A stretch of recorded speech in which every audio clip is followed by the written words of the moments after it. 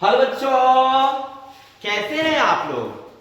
और आज फिर से आपका भाई लेकर के आया है इसलिए कंसेप्ट किंग यूट्यूब चैनल पर आप लोगों के लिए मस्त जबरदस्त क्लास जो आप लोगों के लिए काफी फायदेमंद है।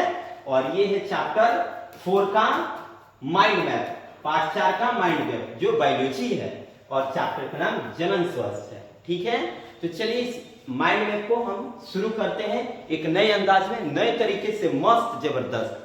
अरे भैया इतना जल्दी क्या है, अगर आप लोगों को इस माइंड मैप को समझना है, जानना है तो अच्छे ढंग से ना पढ़ना पड़ेगा। चलिए साइलेंट हो जाइए, बिल्कुल अपने आप को एनर्जी लाइए अपने आप में और सही से बैठिए, वीडियो को एक अच्छे ढंग से देखिए ताकि आप लोगों को प्रॉफिट हो। और वीडियो अच्छा लगे तो लाइक कीजिए, कमेंट कीजिए, शेयर कीजिए और मेरे इस चैनल को जरूर सब्सक्राइब कीजिए। ठीक है, अच्छा लगे तभी, कोई जबरदस्ती नहीं है। ठीक है, तो चलिए शुरू करते हैं नए अंदाज में, नए तरीके से। यस, पार्ट 4 का माइंड मैप जनन स्वास्थ्य। तो जैसा कि आप देख रहे हैं जनन स्वास्थ्य है टॉपिक हमारा। जनन स्वास्थ्य के एक और आपका भाई यौन संक्रामित रोग लेकर के आया है और दूसरी तरफ जन्म नियंत्रण की विभिन्न युक्तियां लेकर के आया है। तो चलिए ना हम शुरू करते हैं। पहले आपका भाई शुरू करेगा जनन स्वास्थ्य यौन संक्रमित रोग को। चलिए यौन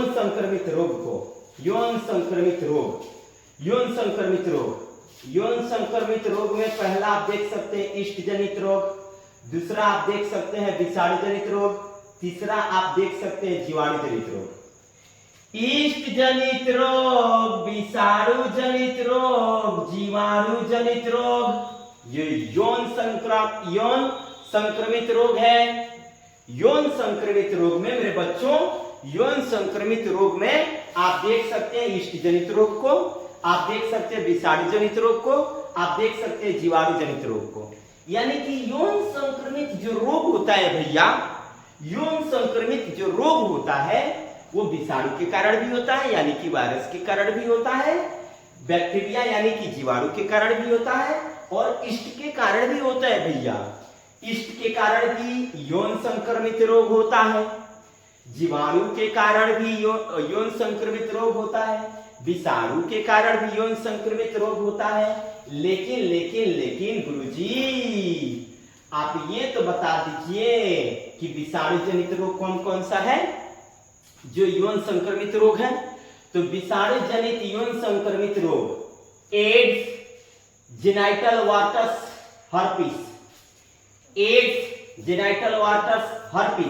आपके पेपर में एग्जाम में क्वेश्चन आएगा, कुछ यौन संक्रमित रोगों का नाम लिखे जो विषाणु जनित है, चाहे निम्नलिखित में कौन विषाणु जनित रोग है। तो एड्स विषाणु जनित रोग है, जेनिटल वार्टस विषाणु जनित रोग है, हर्पिस विषाणु जनित रोग है। एड्स विषाणु जनित रोग है, जेनिटल वार्टस विषाणु जनित रोग है, हर्पिस भी विषाणु जनित रोग है। अब देखिए जीवाणु जनित रोग, मेरे भैया मेरे लल्ला, जीवाणु जनित रोग देखो। जीवाणु जनित रोग में पहला देखो साइफिलिस, जीवाणु जनित रोग है। साइफिलिस, गोनेरिया जीवाणु जनित रोग है। कल्लेमाइडियसिस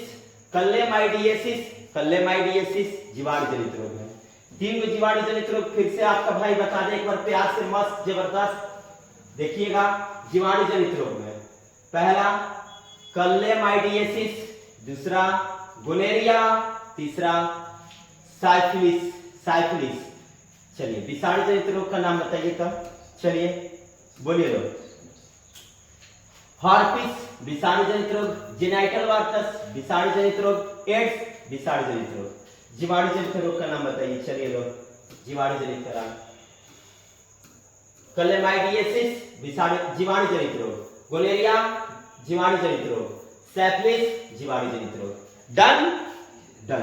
चलिए अब आगे हम देखेंगे ईस्ट जनित रोग। ईस्ट जनित रोग में कैंडिडियासिस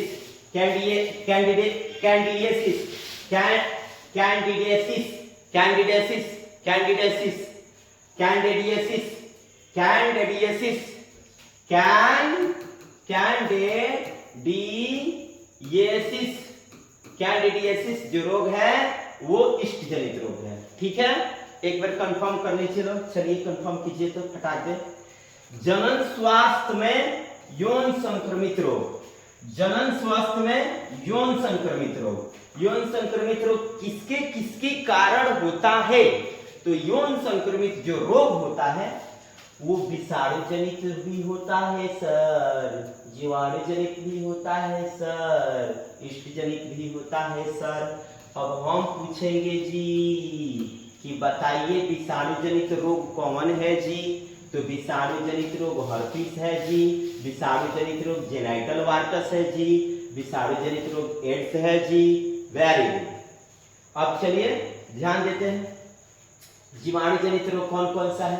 जीवाणु जनित रोग कलेमाइडियसिस जीवाणु जनित रोग है, गोनेरिया जीवाणु जनित रोग है, साइफिलिस जीवाणु जनित रोग है। आगे आगे देखते हैं इष्ट जनित रोग में, इष्ट जनित रोग में कौन कौन सा रोग है? तो इष्ट जनित रोग में कैंडिडियसिस जो है इष्ट जनित रोग है। तो इधर का टॉपिक आशा करते हैं कि आप लोग को पक्का पक्की समझ में आया होगा ये वाला टॉपिक। चलिए ध्यान से देखिए आगे। अब इधर आइए, हम इधर भाग के तरफ नहीं, पहले इधर का संपन्न कर रहे हैं। चलिए आगे और भी कुछ टॉपिक है, ध्यान देना है। टॉपिक ये है मेरे बच्चों, मेरे लल्ला, ध्यान दीजिए लोग। ये हो गया ऊपर वाला, अब ये वाला टॉपिक है सहायक जनन प्रौद्योगिकियां। सहायक जनन प्रौद्योगिकियां कौन कौन सा है? सहायक जनन प्रौद्योगिकियां, सहायक जनन प्रौद्योगिकियां, सहायक जनन प्रौद्योगिकियां में पहला पार्ट पात्र निषेचन। सहायक जनन प्रौद्योगिकियां में पहला टॉपिक है पात्र निषेचन, ध्यान देना है। दूसरा टॉपिक आएगा पात्र निषेचन के बाद AI और IUI। तीसरा आएगा जीव निषेचन, जीव निषेचन। और चौथा आएगा ICSI। देखिए सहायक जनन प्रौद्योगिकियां में क्या क्या आता है? सहायक जनन प्रौद्योगिकियां में क्या क्या आता है? पात्र निषेचन, AI और IUI, जीव निषेचन, ICSI। इसको आप लोगों को जरूर याद रखना है जी, इसको आप लोगों को जरूर याद रखना है। सहायक जनन प्रौद्योगिकियां कौन कौन सा है? सहायक जनन प्रौद्योगिकियां कौन कौन सा है? चलिए देखिए तो सहायक जनन प्रौद्योगिकियां कौन कौन सा है? पात्र निषेचन है, AI और IUI है, जीव निषेचन है, ICSI है। अब देखिए पात्र निषेचन में क्या क्या आता है? पात्र निषेचन में आता है IUT और GIFT, IUT और GIFT, IUT और GIFT पात्र निषेचन में आता है। IVF में क्या क्या आता है? IUT, GIFT। और AI और IUI में क्या आता है? तो गर्भाशय वीर्यसेचन आता है। AI और IUI में क्या आता है? गर्भाशय वीर्यसेचन आता है। आगे क्या कहता है? जीव निषेचन में क्या आता है? जीव निषेचन में तो जीव निषेचन में युग्मकों का स्थानांतरण अंडवाहिनी में किया जाता है। जीव निषेचन जो होता है,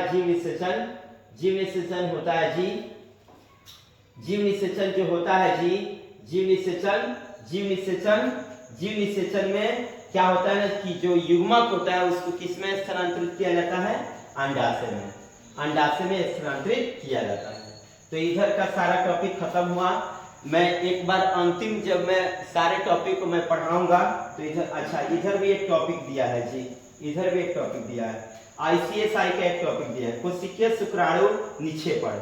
ICSI का एक टॉपिक है कोशिकीय शुक्राणु निक्षेपण होता है। इसमें फिर से समझ लीजिए एक बार। चलिए सहायक जनन प्रौद्योगिकियां क्या है? जनन प्रौद्योगिकी मतलब आजकल ना मतलब कृत्रिम रूप से अनेक प्रकार के तरीके चले हुए हैं जिसके माध्यम से शिशु की उत्पत्ति हो रही है ना।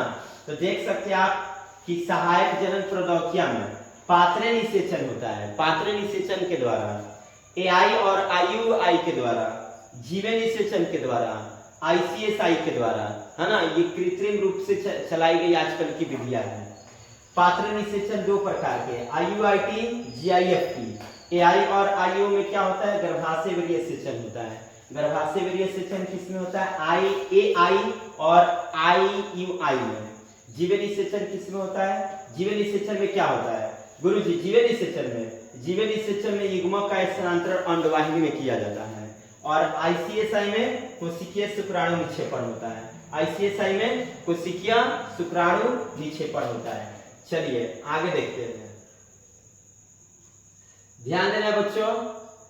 आगे क्या है, थोड़ा इसको बड़ कर दें हम, वर्ड थोड़ा छोटा छोटा हो गया है।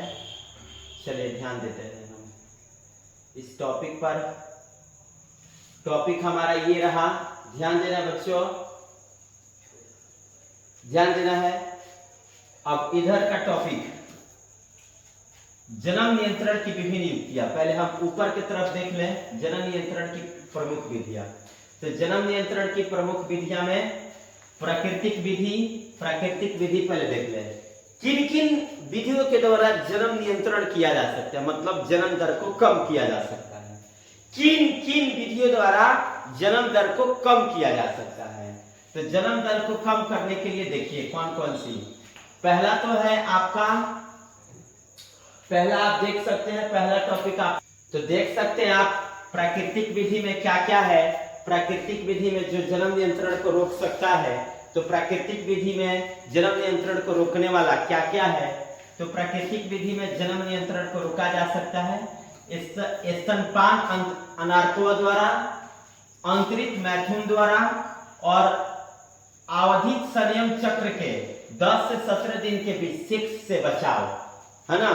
तो इससे हम आराम से क्या कर सकते हैं, जन्म दर को यानी जनसंख्या नियंत्रण कर सकते हैं। देखिए स्तनपान अनार्थवा या फिर अंतरित मैथुन, सेक्स करने जा रहे हैं तो जो शुक्राणु हो उसको मादा के अंडाशय में गिरने से पहले ही आप अपने जो जनन अंग है उससे निकाल लें और वो शुक्राणु बाहर भले गिर जाए, मादा के जो अंडाशय है उसमें न गिरे, है ना।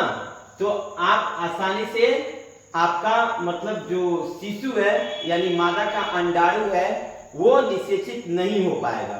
मादा का जब अंडाणु ही निषेचित नहीं हो पाएगा तो शिशु की उत्पत्ति नहीं हो पाएगा। ये विधि अच्छा है आंतरिक मैथुन। अब इसमें क्या होता है, आवधिक संयम चक्र के 10 से 17 दिन के बीच सेक्स के बचाव। तो 10 से 17 दिन के बीच ना ये परिपक्व अंडाणु निकलते हैं। अगर इस बीच हम सेक्स करते हैं तो फिर जो हमारा शुक्राणु है अंडाणु को भेदित कर देगा, जिससे अंडाणु भेदित हो जाएगा, शिशु की उत्पत्ति होने लगेगी, है ना। तो जब ना मासिक चक्र जब आता है महिलाओं को, तो मासिक चक्र के 10 से 17 दिन के बीच में अगर आप कुंवारे हैं तो आप इससे बचे, सेक्स न करें, वरना आप इसके कुछ गलत भुगतान हो सकते हैं आपके ऊपर, तो इससे आप बचे, ठीक है। 10 से 17 दिन के बीच सेक्स से बचाव करें। कब, जब मासिक चक्र आता है उसके 10वां दिन से लेके 17वां दिन तक, उसके बीच में मतलब 7 दिन, 10वां दिन से लेकर 17वां दिन तक आप लोग इससे बचे, है ना, ताकि अंडाणु जो है शुक्राणु से भेदित न हो पाए। चलिए आगे देखते हैं। तो ये था प्राकृतिक विधि। प्राकृतिक विधि में क्या क्या होता है, स्तनपान अनार्थवा होता है, आंतरिक मैथुन होता है और अधिक समय से 10 से 17 दिन के बीच बचाव रखें। चलिए जन्म नियंत्रण की विभिन्न युक्ति आप देखिएगा। अब वो तो प्राकृतिक विधि था जी। अब देखिए ध्यान से नीचे की तरफ आपको कौन कौन सा विधि दिखाई दिया। ऊपर प्राकृतिक विधि था, नीचे शल्य क्रिया विधि यानी बांध्याकरण, अवरोध विधि और अंतःगर्भाशय युक्ति, 3 विधि दिया है। ऊपर एक प्राकृतिक विधि था, 3 गो टॉपिक उसमें था। और जन्म नियंत्रण के नीचे वाली विधि देखिए, शल्य क्रिया विधि यानी बांध्याकरण, अवरोध विधि और अंतःगर्भाशय युक्ति। शल्य क्रिया विधि या बांध्याकरण में क्या होता है, मादा बांध्याकरण, नर बांध्याकरण। इसमें पुरुष नसबंदी, स्त्री नसबंदी, पुरुष नसबंदी किया जाता है बांध्याकरण में। नसबंदी में फैलोपियन नलिका स्त्रियों को काट करके बांध दिया जाता है, जिससे अंडाणु की उत्पत्ति रुक जाती है। और पुरुषों में शुक्राशय को काट करके बांध दिया जाता है, जिससे कि क्या होती है बताइए, शुक्राणुओं की उत्पत्ति रुक जाती है ना। तो अब आप बता सकते हैं कि शल्य क्रिया विधि कौन कौन सा है। तो मादा बांध्यकरण, नर बांध्यकरण, मादा बांध्यकरण, नर बांध्यकरण। यानी कि मादा बांध्यकरण में क्या होता है कि मादा के जो फैलोपियन नलिका होता है उसे काट करके क्या किया जाता है, बांध दिया जाता है। नर में बांध्यकरण में क्या होता है, शुक्राशय नलिका जो होती है इसको काट करके बांध दिया जाता है, जो शुक्राणु जन्म करता है। ठीक है, अब देखिए आगे है अंतःगर्भाशय युक्ति। अंतःगर्भाशय युक्ति में क्या क्या होता है, पहले मैं ये वाला अंतःगर्भाशय युक्ति ही समझ लीजिए। अंतःगर्भाशय युक्ति में क्या होता है, चलिए ध्यान दीजिए।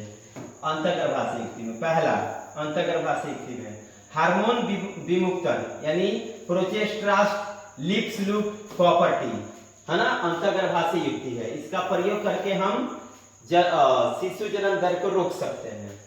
कॉपर्टी ये एक प्रकार की दवा है, और लिप्स लूप ये भी, लिप्स लूप एक प्रकार की कृत्रिम तरीके से बनाया गया लूप है। और हार्मोन विमुक्तन ये भी अंतःगर्भाशय युक्ति है। चलिए, और अवरोध विधि में क्या क्या आता है देख लीजिए। कंडोम का प्रयोग कीजिए अपने जनन अंग पर, पुरुष अपने जनन अंग पर कंडोम का प्रयोग करें और इसका कंडोम का इस्तेमाल करके सेक्स करें, किसी भी प्रकार का हानि नहीं पहुंचेगा। या फिर डायफ्राम या ग्रीवा टोपी का प्रयोग, डायफ्राम या ग्रीवा टोपी का प्रयोग करें, जिससे कि आपका शुक्राणु मादा के अंडाशय में यानी कि अंडाणु को निषेचित नहीं कर पाए, तो शिशु जन्म दर रुक जाएगा। तो ये वाला टॉपिक इंपॉर्टेंट है, एक बार और समझ लीजिए लोग कि जन्म नियंत्रण की विभिन्न युक्ति। ऊपर तो आप प्राकृतिक विधि पढ़े, नीचे की तरफ शल्य क्रिया विधि और अंतःगर्भाशय युक्ति, अवरोध विधि। शल्य क्रिया विधि में क्या होता है, मादा नसबंदी, पुरुष नसबंदी है ना। नर जो स्त्रियों का नसबंदी होता है, पुरुषों का नसबंदी होता है। और अंतःगर्भाशय युक्ति में क्या होता है, हार्मोन विमुक्तन होता है, लिप्स लूप होता है, कॉपर की क्रिया होती है ना। मतलब ये कृत्रिम रूप से बनाई गई ये सारे युक्तियां हैं। और अवरोध विधि में क्या होता है, कंडोम का प्रयोग किया जाता है। कंडोम जो एक रबड़ के समान संरचना होती है, इसका प्रयोग करने से आपका शुक्राणु मादा के अंडाशय में नहीं गिर सकता है, अंडाणु को भेदित नहीं कर पाएगा। और डायफ्राम, ग्रीवा या टोपी का प्रयोग किया जाना चाहिए, जिससे आपका शुक्राणु मादा के अंडाशय में यानी कि अंडाणु को भेदित नहीं कर पाए। इत्यादि अन्य कई सारे आजकल दवाइयां चल रही है, जिससे कि आप आसानी से जन्म नियंत्रण को कम कर सकते हैं। तो इस तरह से ये माइंड मैप संपन्न होता है, इसे जरूर ही याद कर लें और कॉपी में नोट कर लें, ताकि आप लोगों को इसका फायदा मिले। अगर आपको ये वाला पीडीएफ चाहिए आप लोगों को, तो डिस्क्रिप्शन बॉक्स में मेरा व्हाट्सएप चैनल है, उससे जरूर जुड़ें और उसमें आपको मिलेगा ये पीडीएफ, ताकि आप लोग इसको अच्छे ढंग से याद कर सकें और एग्जाम पेपर में धुआं उड़ा सकें। तो आज के लिए इतना ही काफी, मिलते हैं फिर नेक्स्ट वीडियो में। जय हिंद, जय भारत।